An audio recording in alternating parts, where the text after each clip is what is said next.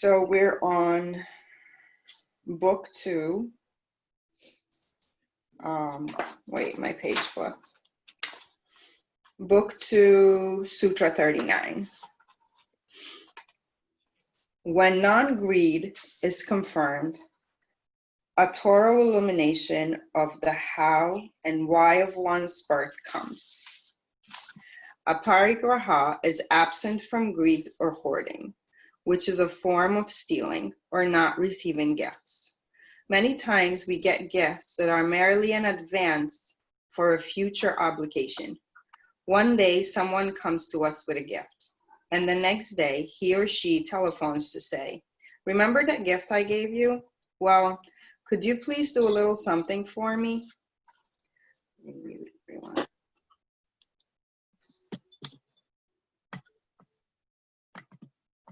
I forgot to mute you guys.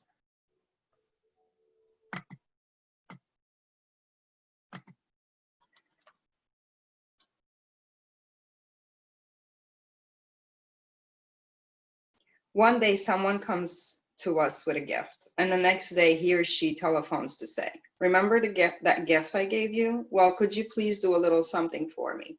We feel obliged to do that. Then, even the Internal Revenue Services won't accept business gifts as being tax deductible because they aren't a real donation. They are only given to get something in return. A donation means something given just for the sake of giving, not for name, money, or publicity. Accepting gifts binds us and makes us lose our neutrality. The mind will say, "You received the gift from him. How can you say something against him?" Or on the other hand, if we are strong enough to remain free of obligation, we can accept gifts. Feel, "I am giving her an opportunity to use her money in the right way, but I'm not obligated by this gift. She shouldn't come to me tomorrow for an obligation. Then we are not bound." When the mind becomes this calm and clear by being free of desires and obligations, we gain the capacity to see how our desires caused our present birth. We directly see the cause and effect relationship because we are detached from it. We are no longer bound up with it. So I have a short story that I would like to read. And it's called "You Can Have It All." Once the king decided to test his ministers. He asked them to bring all his possessions to a park and arrange a big exhibition.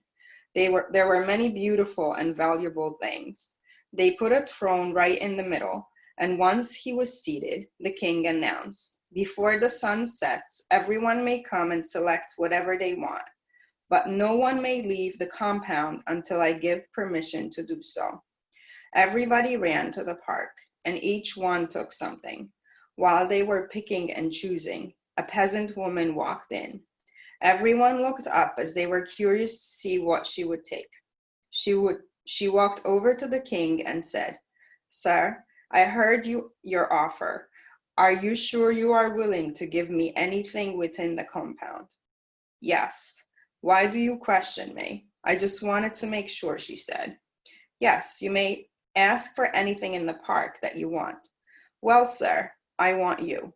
Everybody was shocked. "How dare she?" they exclaimed. Then the king explained, "I too am inside the compound. All you people chose my things, but she chose me. Whoever takes the king automatically gets his kingdom." Then he turned to the woman and said, "Yes, I am yours, and so, too, is everything that belongs to me." And it talks about, this is a book for kids by Swami Satchidananda too. It's called Enlightened Tales, but it talks about how we get attached and we spend our whole life chasing materialistic stuff and running around trying to grasp all these little things, and we get stuck, and we forget what's really important. And instead of, Aparigraha makes me think about like a stuffed closet, right? If you have, where every time you open the door, just things fall on your head and it's just aggravating and annoying. And when we get stuck in a place like that, where we're always running after stuff and we're grabbing here and there, we basically make ourselves miserable, because there's no room for, one, we fill up with what we're attached to, which sometimes, or a lot of times, could be things that are absolutely of no use to us anymore, or things that hold us back. And because we're full of all this just stuff that's doing nothing for us, we are taking up room from whatever the universe has to offer. And in this sutra, like, I feel like he doesn't really talk about how we hold on to things and we hoard. Can someone please text Ashley? She's texting me. She's trying to get on. For some reason, she said she can't get on. It's the same as usual. Or maybe she can go on IG. Thank you, Pam. But yeah, I feel like he goes straight into receiving gifts, which is also, I guess, it is also something to think about. And I think about it more from why, like, if I'm giving someone something, if I'm helping someone, to really be mindful of why we do that, and try to, like, keep a pure heart and really give, oh, she's in, and really give from a space, an honest space of giving, not like, let me do this for Pam, so next week when I need help, she has to do it for me because she'll feel bad, kind of thing. And same thing in reverse. When we accept things, just because someone gives us something, like moving forward, if they ask for whatever it might be, and being true to ourselves would mean saying, no, I can't do that for you, or no, because that's not right. Like, being able to do that and being able to honor that, not just because we're bound because these people or this person did us a favor last week or a year ago, then we keep feeling obligated to just keep giving or doing.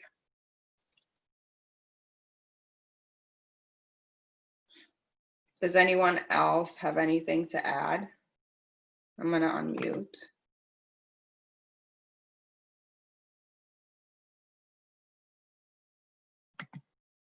Should I read the next sutra? No, Aparigraha is my favorite one. Okay, hop on. Oh yeah, you're like the queen of donations. I almost didn't even join today, but I was like, no, it's Aparigraha. How can I miss that one? I could talk about this one all day. I think Aparigraha for me was life-changing in reading that book, Life-Changing Magic of Tidying Up. Really training myself how to let go of my attachment to all my material things. And the way she teaches you to do it, and I read it before teacher training, so I didn't even know what a parigraha was. But for me, it started in the order that she went through with my clothes, and she has a very specific order that she's really done a lot of work on studying, and it really does train you. And now I feel like you guys didn't really know me before this, but I don't totally changed as a person. I let go of a whole closet. I mean, I had 2 full closets of clothes that I didn't even really enjoy. Some stuff had tags on it. Some stuff I was waiting to fit in, waiting for that special occasion. And now I wear the same outfits Monday through Friday. And I do 1 load of laundry, and then I wear this next week the same outfit. But that has allowed me to weed through my friends and my family and people that, and really just fill my life with things that bring me joy. And then it's allowed me to clean up my calendar and really only do things that bring me joy. And like really finding non-attachment to things, and especially with the volunteering. And I see it with people. And even in the example in the sutra, where they say business gifts, you can't get a tax receipt. But even asking for a tax receipt when you're donating something is attaching yourself. So really donating something for the sake of just donating it and not even getting a tax receipt, that's really a parigraha. And I hear it all the time. I see it. Oh, I want to donate my clothes, but they're in really good condition, and I only want to go to the specific type of people. Like, we're so attached on where our material things are going to go. We can't even just trust the process of dropping it off. But I also like see it. It's like, all right, well, you want, go drop it off at the place that I like, drop it off to the place, but I stay and sort and like see where the things are going. I don't know. I love a parigraha. It simplifies, like, to me, it has simplified life in, like, at such a level. Like, I remember going through yoga teacher training, and I got rid of so much shit. And I like a clean, open space. So I don't like to like hold on to things that much, but still there was this level of attachment because this was given to me from this person, and this came from here, and this was wherever. I had all these plates that when I traveled all over, I collected plates. I'm like, what the hell am I gonna do with all these plates? Like, I would need like a huge, massive hallway to put them all up. And then who wants all that clutter on the wall anyways? And I was still like I moved 4 apartments with this big, like 2 big boxes of these stupid plates. And that was after YTT. I'm like, this crap gotta go. And even traveling, like, I used to travel with, when I go home for like 2 weeks or 10 days, this huge luggage, and I had an outfit, and I actually wore heels, and I had matching shoes for outfits, and I had purses. And now I can wear 1 pair of sandals wherever I go, and they're fine. And, you know, like, no one really cares, and it doesn't really matter. And as long as you find that space, and it's whatever it is that you're trying to let go of, right? When you get to that space where you're okay with, let's say, 1 pair of sandals, life becomes so much easier and everything gets so much simpler. And then you move into the next level, which is carrying the stuff, like the attachment and the stuff that we drag, the baggage that we don't really see and just feel. And then you start peeling through that and you become lighter.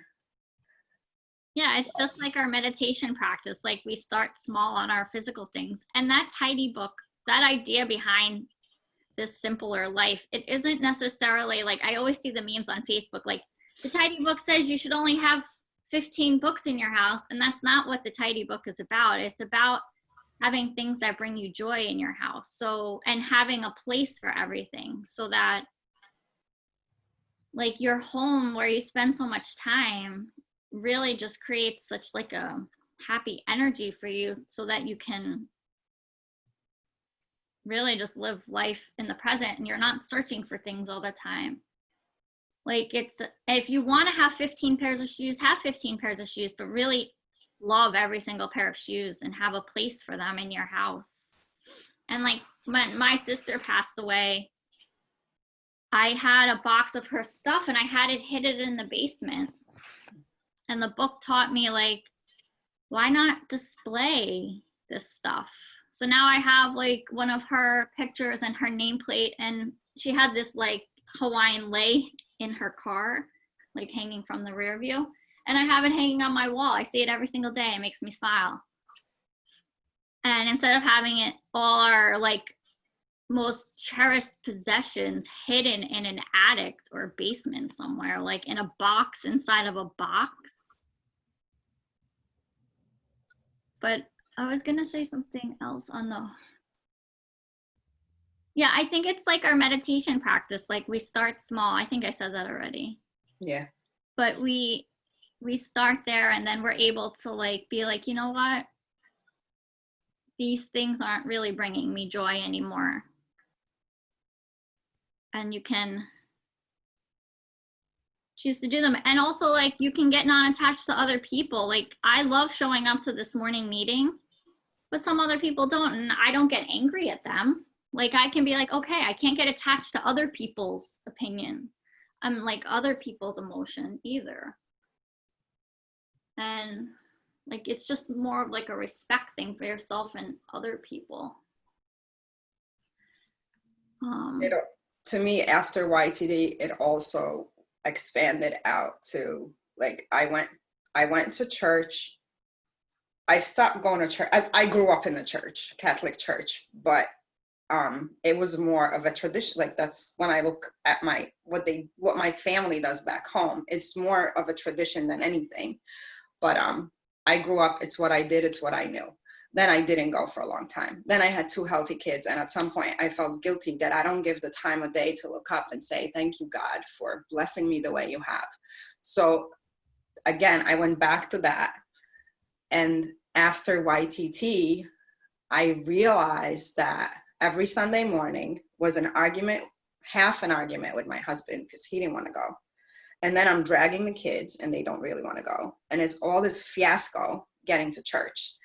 And that was my, like, I'm like, what are you doing? Like, this is supposed to bring, like, honoring God and spending time with God is supposed to bring joy into your family.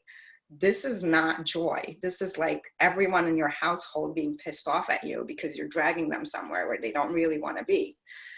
And that, like, that's like a whole other level of like analyzing things that we do because that's what we were taught, or that's what our family did, or that's what our whole society did. And you just look at stuff and you're like, this is not the only way, you know, like, of spending time in prayer, or and finding that shift, whatever that shift might be. You know, everybody's in different places. And it comes down to the whole book, finding things that bring you joy. Yeah, go ahead. I never read that book. I feel like when you talk about it, I feel like I've done all the steps that you ever mentioned. Like, I've gone through it at some point, but I never read the book.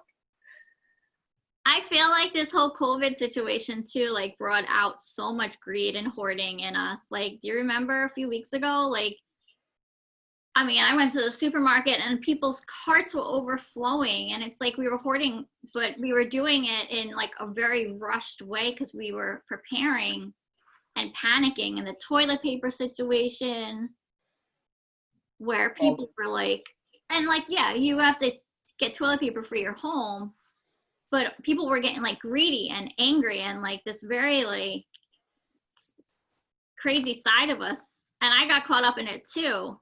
But luckily in December, we were down to 1 car because Eric was in a car accident. So I like over ordered from BJ's, and I had ordered 5 packs of toilet paper from BJ's. So I had like done the hoarding back in December. But then there's like a fine line because maybe it was like a preparing too. But I got greedy with it. The toilet paper, like, I was like, I have to save toilet paper for me. But I would offer it only to like some people. And I wouldn't just be like, oh, and what I probably should do as like a good yogi is be like, neighbors, here's the toilet paper on my lawn. Like, just take it freely. But I was only offering it out to like close friends. And people, or like, there was even some people at the studio. I'm like, look, I have toilet paper. Shh, don't tell anybody I have toilet paper. If you need a roll, just let me know. I'll give you a roll. But I was like putting control over it too. It's hard. That's funny. I had a similar thing. I had ordered or bought toilet paper just by accident before all this happened. I had bought another big pack when I didn't really need it. That's what happened. I'm trying to think what happened. It seems like so many months ago. Shortly before all this started, I had started using the Peapod delivery service just so that I didn't have to go to Stop and Shop once a week and add it to my things. And I was so pleased. It started in about January. I started doing an order from there. just so that would be one less place I would have to go every week. And I loved it. But I think ordering online changes things. Anyway, I had ordered more toilet paper than I had needed. And so we were fine. In fact, we're still using what I had. Right? So we were fine. But I didn't offer it to anybody. And not because I didn't want to give it to people, but my husband was in a place where he had started buying food and things all before all this happened, and I was kind of laughing at him, saying, it's crazy. He was in preparation for all of this before most people were. And so I knew that if I gave away our toilet paper, it would cause him such anxiety that I didn't do it. Even though I considered it several times when people were saying, where are you? I'm almost out of toilet paper, where's everybody finding it? I wanted to say, just drop by my house and I'll leave it on the porch. But I couldn't, because I would have caused my husband so much anxiety for doing that. So, I had to consider his feelings. All the way through this, I've done things that perhaps I wouldn't have done. I basically haven't left my house in 3 months. I've gone to the garden store twice. That's it in this whole thing. But I've had to consider what causes him anxiety. Yeah. He's home with me and I have to consider him, So I don't know, there's got to be a place for that in this too. Yeah. There's got to be harmony in the whole house. And if me not doing something that I want to do, I might be more giving, but I stop myself from doing it because I need to consider everybody who lives here, not just me. I don't know if that's Ahimsa. Yeah, it comes back to ahimsa, right? right. Yeah. A lot of stuff, I think, a lot of things, like the way, especially now, like fear had such a huge part in playing how everyone reacted to things or did not do things. Mm-hmm. Absolutely. But I think my husband's fear was real. I mean, we talked about things a lot. He's worked in construction for 30 some odd years, and he's breathed in a whole lot of shit into his lungs over the years. And even without this situation, we're concerned about what state his lungs might be in. I mean, we don't know what a lot of people in his industry end up with lung problems because they've breathed in asbestos and all that kind of stuff over the years of working in that industry. And so this respiratory illness has really caused him anxiety, because if he was to get sick, we think maybe he would get really sick, because we don't know what kind of condition his lungs seem to be okay now, but we don't know, because we know that he has put his body through a lot of unsavory stuff over the years, especially when he was younger, when he didn't take the precautions that he does now. But nobody did back then, and so there's been damage done, I'm sure. So that had to be considered, in our family situation. My two my 20-year-old and my 23-year-old have not left the house in this whole thing. And people are saying to me, how did you do that? How did you manage to get those young men to not go out and be with their friends? Because their friends have been going out and hanging out still. And basically it's because of their dad, because we have to consider him and we have to make sure that he's safe through all of this. And them going out could make him not safe, so they just haven't done it. That's super. Fear maybe, but I like to think it's out of love and not just fear. We'll see. We'll see once things start opening up how they react. That's amazing, though, that they've been able to do that, because they are very young. Yeah. Well, we've tried to make things as comfortable for them here as we can, and so. And they have toilet paper. And they have toilet paper. They haven't had to worry about it. We did ask them to, consider how much they use. I think also, like, this just popped in my head, but oh my gosh, I can't say it. Aparigraha, or like hoarding and greed, sometimes, or a lot of it, has to do with not being able to surrender, and like feeling like the need to feel like we're in control. Like if I have this much, then I should be okay for this, this, and that. Where thinking that, all right, I don't really need this. I don't know if I'm ever going to really need this, and trust that if I ever come to a place where I need this, the universe will provide when I actually need it. Yeah, like for me, I didn't need 20 bras in my drawer because I need like one, because I don't even really want to wear a bra, maybe to work. And so if I need a new one, I realize there's a Kohl's that's like 2 miles away. When I need a new one, I can go get one.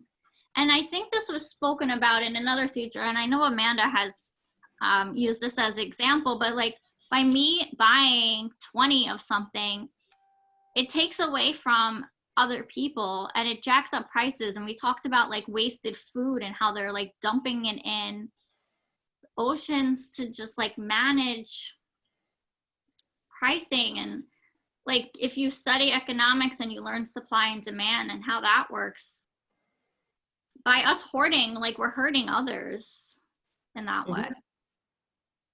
So I was happy to share. And what I've learned in this, and this is something I'm really passionate about, is, and I see this all the time, like, oh, I have 20 pairs of jeans I can donate. I've barely used them. Well, why are we buying 20 pairs of jeans that we're barely using? And I'm just speaking for myself. Like, I own one pair of black pants. These are my one pair of long black,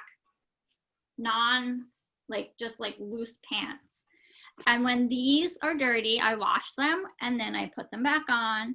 And when these rip, I will go buy another pair. And then if I hear of somebody like living in a shelter that needs a pair, I won't give them this pair. I will use the money, and instead of buying myself a second pair, I will buy them a brand new pair. Because how amazing does it feel to put on a brand new pair of pants that are yours, that have never even, I grew up on hand-me-downs.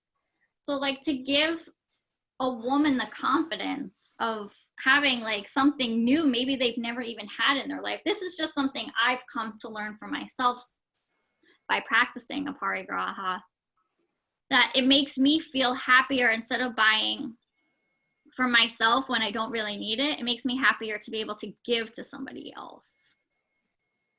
And without attaching my name to it and asking for a tax receipt, which are all really good things too. Like, I'm not bashing that. Eric's always like, you should track everything. And I'm like, look, I don't really have the time to do that. If you want to do it, you can do it. I'm not doing these donations for a tax write-off.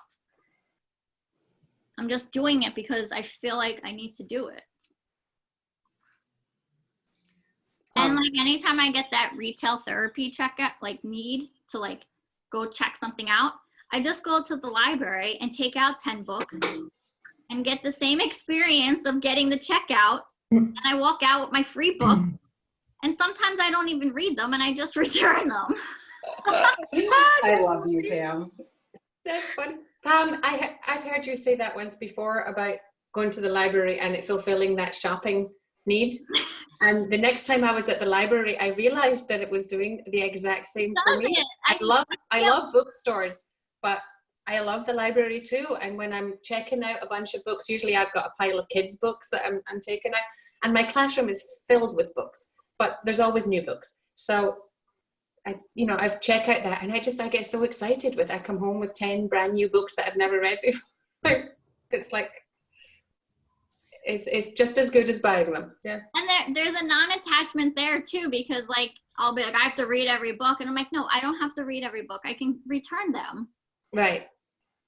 And during this at-home instruction thing for me, I didn't have any children's books in the house really. Maybe one or two that I had purchased and hadn't taken into class yet. But I've been able to get ebooks from the library and then read them to the kids through Zoom or through, or record myself reading them and send them out to the kids. And it's been just another way to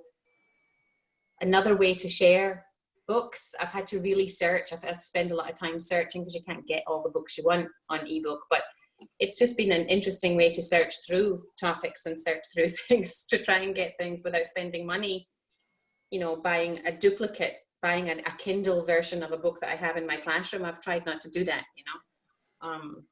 So it's been a lot of searching through the library for new finds. That's been good. This reminded me, I had a roommate back, I think 18 years ago. She's French and she's funny, like really funny and no filter. And we met, I worked a flight to Guyana, and on our way back, the purser asked me if I was driving into the city, and I said, yeah, and she goes, she needs a ride. She was brand new to the company. I'm like, okay. And the next thing, a week later, I think, the room she was renting, she got kicked out. So the next thing, she was sleeping in my queen size bed because she had nowhere to go. And she only had enough stuff that like fit in 3 luggages. So we stuffed it in my car, whatever. So she moved in, and just like that, she became my roommate.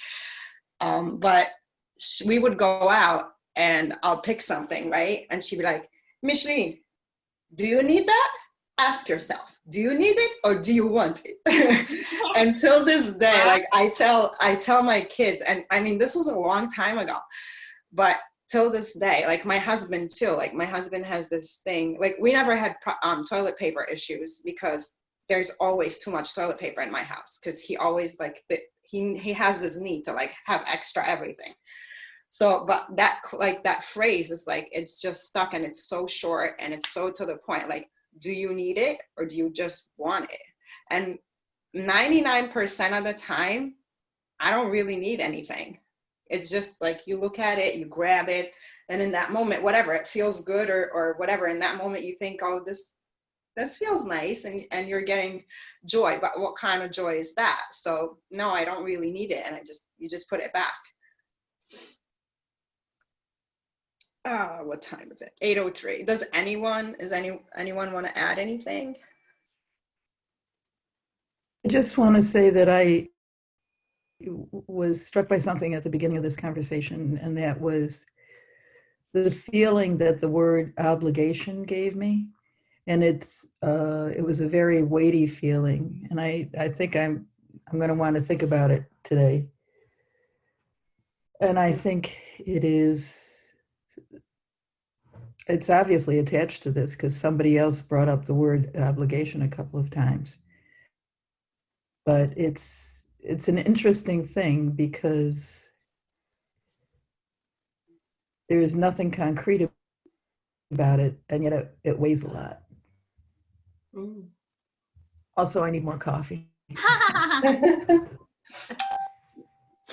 Well, that made me obligation. If you think about, we're talking about doing more of what brings you joy, right? So if you get stuck feeling obligated to like 10 people that did something for you or gave you a gift, and then there's this heavy, well, that's how it makes me feel thinking about it. It would be like this huge heavy weight on my shoulders thinking, all right, that person is doing this and I don't like what they're doing, but if they ask me to help them, I have to say yes, because there's that whole, I feel obligated because they gave me something or did something for me.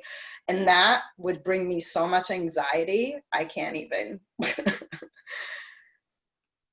Well, there's obligation that's tied to, like you said, feeling you owe somebody for some reason. Maybe they did something for you and 3 years ago, and now you feel, okay, I got to pay back even though I don't want to be a part of this.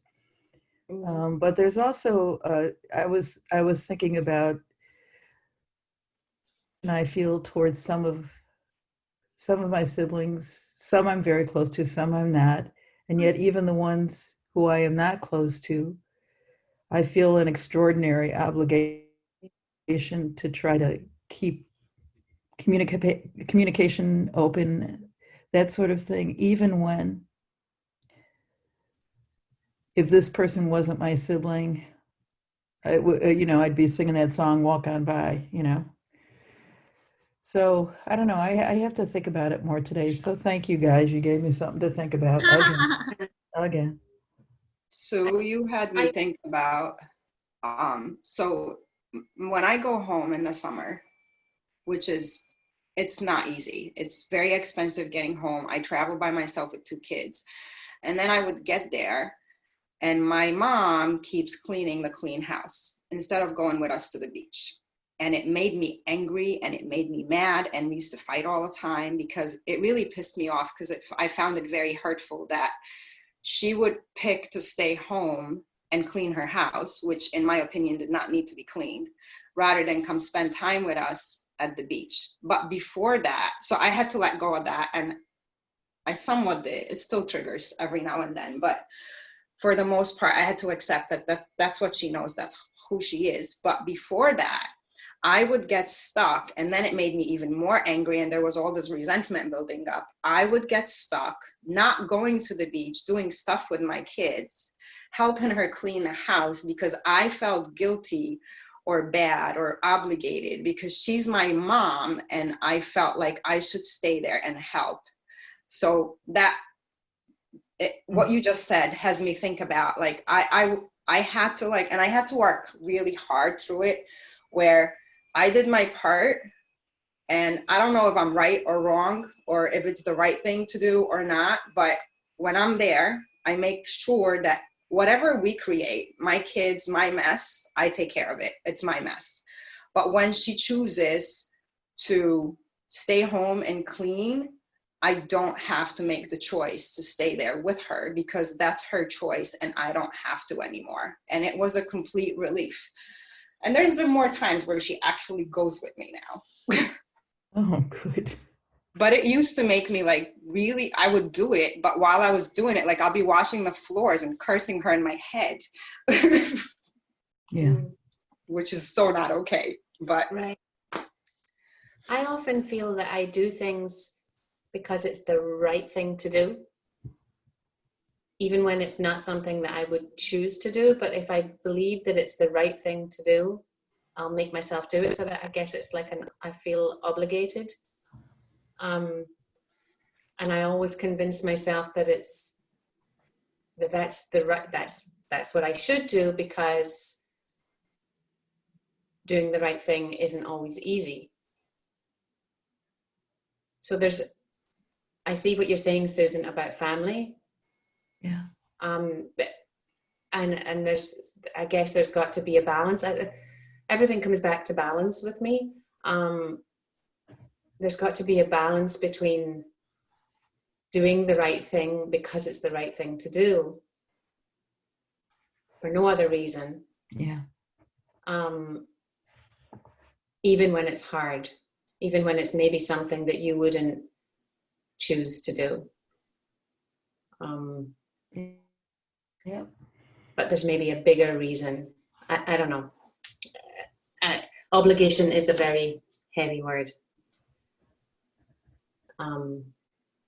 But I find myself doing that a lot, and I do have to examine. I do it often. I have to examine why I've chosen to do something, and sometimes I'll still, even if it's just through obligation, I'll still do it because I feel like I should. I feel like it's the right thing. I had a situation over the last few weeks that has caused me a lot of anxiety, I guess, worry that I was going against I have 2 colleagues in my kindergarten, with 3 kindergarten classes at school, and part of being a good colleague is working together and sharing things and not trying to outshine other people, and just doing, just trying to make all 3 of us great, and not, that's what we've done. The 3 of us work well together. But during this time, I chose to do small groups with my classes on Zoom, and keep teaching them reading in small groups. And then I added on math groups when I realized that they weren't quite getting the stuff that we were sending out to them. The parents were really, really struggling. And I have a meeting with the parents every week to ask them what do they need from me and how can I help them better for the following week. And my colleagues got upset with me because it wasn't required for us to do this. And so I really had to study myself and decide what was I doing, because I had this balance of my colleagues are upset with me, and that's awful. And yes, I am doing something maybe against them, but it's my choice. It's also their choice to do this or not do it. But I chose to continue doing it, and it was really hard to choose to continue doing what I was doing and know that maybe I was hurting them, hurting their feelings. But I had to do what was right for the parents. And it wasn't even like, usually I can say, if I'm doing something that's right for the children, I can do it and screw everybody else and their opinions and their feelings about it. If I know it's right for the children, I'm good. But in this case, it was really more the parents. The parents were desperate. They were desperate for help in this situation, and I was able to give it. And so I went ahead and did it, but I've caused this rift between myself and my colleagues, which has been really tough. But obligation, I had to do what was right for the parents here. And so it's been tough. It's been a really tough couple of months. Yeah, it's hard to sit with that. To sit with that stuff. Yep. So a lot of my mornings have been sitting with that, but my decision was to keep doing it, and I don't think I regret it. I'm glad I've done what I've done for the parents and for the children. I just somehow have to. I've shared everything I've created. I've shared with my colleagues. I'm still trying to, share and give.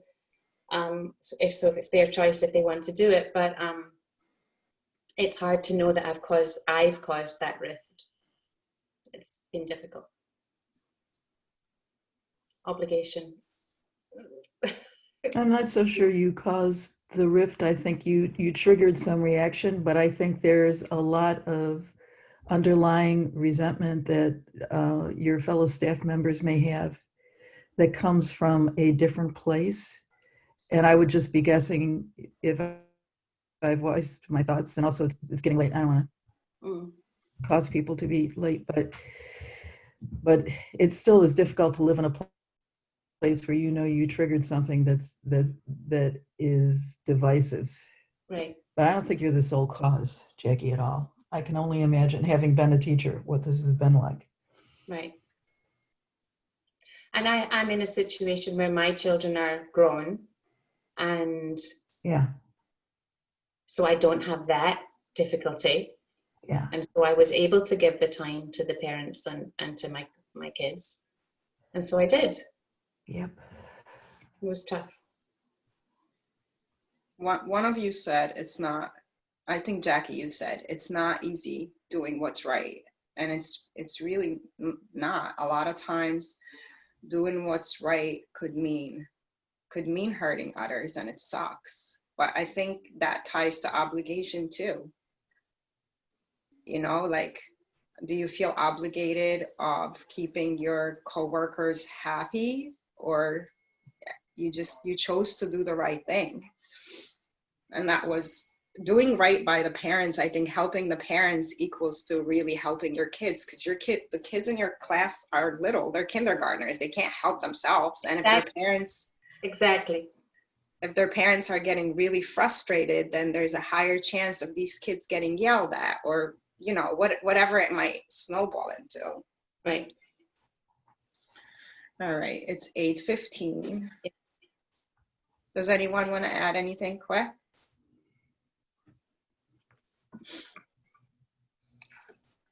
Okay, so we're gonna set up. We'll do Alexandra does. She's waving her hand. Oh, Alex, you can unmute. You're unmuted. Go ahead. No, she's not. She needs to unmute herself, I think. She's unmuted. Alex. No, she still has the mic on. I can't hear you. You have to unmute yourself. She is mute. She's unmuted. No, she's not. It doesn't show. There you go. I figured it out. Sorry.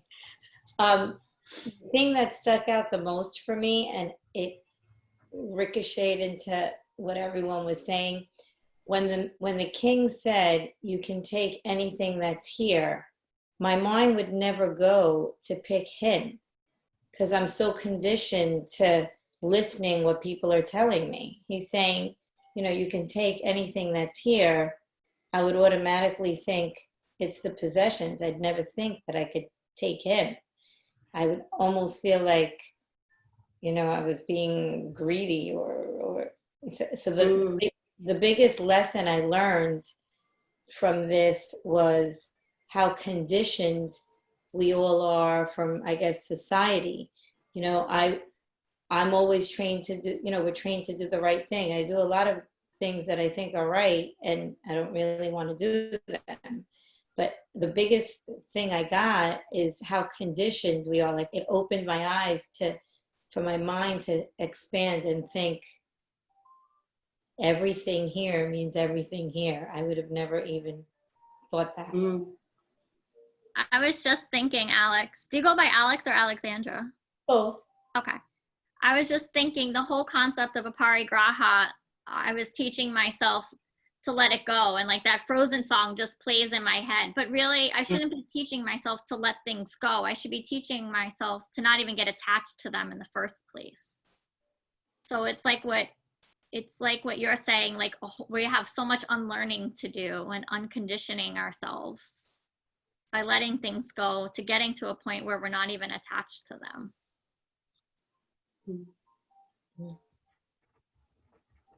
That was it. Thank you. Thank you for sharing, everyone. Okay, so if you're not sitting up nice and tall, we'll do 3 rounds of alternate nose breathing using your right hand, closing the peace fingers or placing them between the eyebrows. Take a full inhale. Full exhale, side out to the mouth, let it all go. And then closing the right nostril. Inhaling to the left. Close and hold both. Exhaling right. Inhaling right. Close and hold both. Exhaling left. Inhaling left.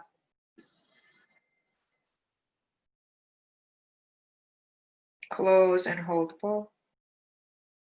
Exhaling right. Inhaling right.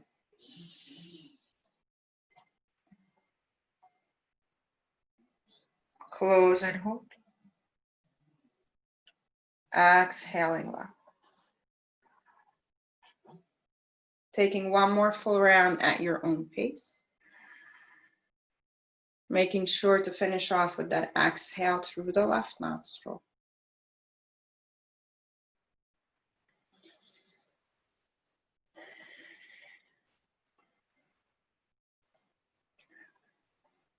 Once you're done with that round, just allowing yourself to drop in. If you need to lay down for meditation, I'll be setting the timer for 20 minutes. If you're on IG Live, thank you so much for joining us. We'll be shutting down, but you can set your own timer. We meditate for 20 minutes, and we're here every morning, Monday through Friday, 7:30 a.m. So just closing your eyes, allowing yourself to drop in.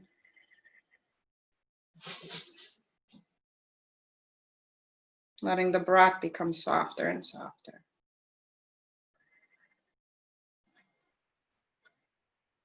Spine nice and long. Just allowing yourself to just be. Keep coming back to every inhale, every exhale.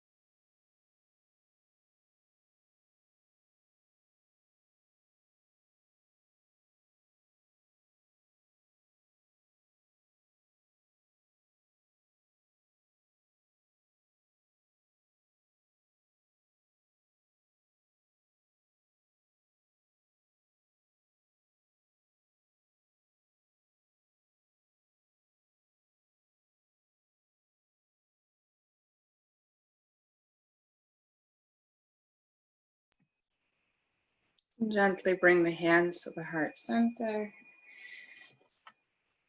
Take a deep, deep inhale. Exhale. Namaste.